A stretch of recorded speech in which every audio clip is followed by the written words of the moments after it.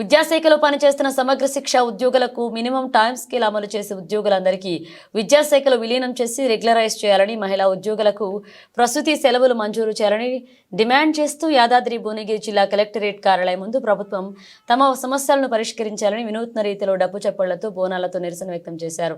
ఈ సందర్భంగా వారు మాట్లాడుతూ ఎన్నికల ముందు సీఎం రేవంత్ రెడ్డి కాంగ్రెస్ పార్టీ అధికారంలోకి వస్తే 100 రోజుల్లో తమను రెగ్యులరైజ్ చేస్తామని మాట ఇచ్చారు. అధికారంలోకి వచ్చే ఏడాది గడుస్తున్న ఇచ్చిన మాట నెరవేర్చలేకపోయారని, ఇకనైనా మా సమస్యను పరిష్కరించాలన్నారు. ఇప్పటికైనా 2 ఉద్యోగులు గుండెపోటుతో మరణించారని, చాలీచాలని వేతనంతో కుటుంబాన్ని పోషించలేని పరిస్థితి ఏర్పడుతుందన్నారు. సర్వశిక్ష ఉద్యోగులు గత 10 రోజులుగా నిరవధిక సమ్మె చేస్తున్నామన్నారు. తమకు ఉద్యోగ భద్రత కల్పించాలని, పనికి తగ్గ వేతనం ఇవ్వాలని కోరారు. తమ ఉద్యోగాలను రెగ్యులరైజ్ చేయాలని డిమాండ్ చేశారు. చాలీచాలని జీతంతో గత 16 ఏళ్లుగా ఉద్యోగ విధులు నిర్వహిస్తున్నామని ఆవేదన వ్యక్తం చేశారు. ప్రభుత్వం తమ సమస్యలు వెంటనే పరిష్కరించాలన్నారు.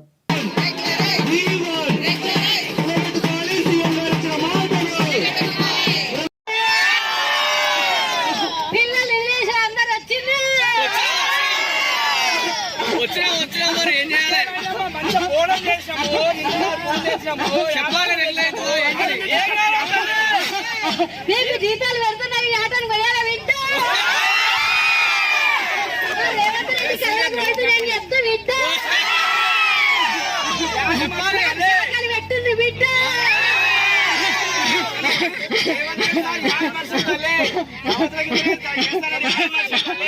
నేను కళలో పోతున్నా బిడ్డ, మంత్రులందరికీ నేను చెప్తా బిడ్డ, తప్పకుండా నిర్ణయం తీసుకుంటారు బిడ్డ, నీకు మంచి న్యాయం జరుగుతుంది బిడ్డ. మిమ్మల్ని అందరినీ రెగ్యులరైజ్ చేస్తారా బిడ్డ?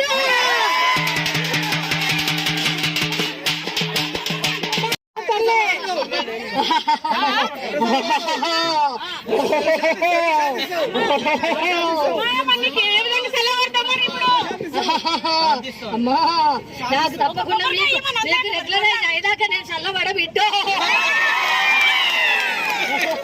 నీకు రెగ్యులరైజ్ అయ్యాక నాకు నిద్ర పడతలేదు బిడ్డ. మీరు రోజు వచ్చి కూర్చుంటుంటే నా పానం ఆగలేదు బిడ్డ.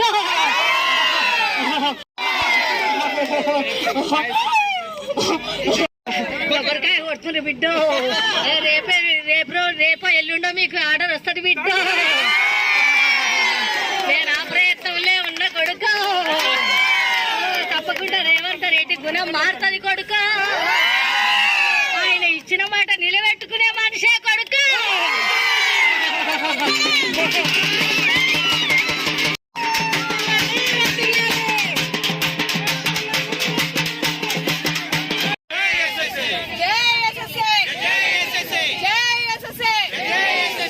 నమస్తే అండి, నా పేరు సునీత. నేను బీబీ నగర్ మండలంలో కంప్యూటర్ ఆపరేటర్ గా గత 20 సంవత్సరాలుగా చేస్తున్నామండి.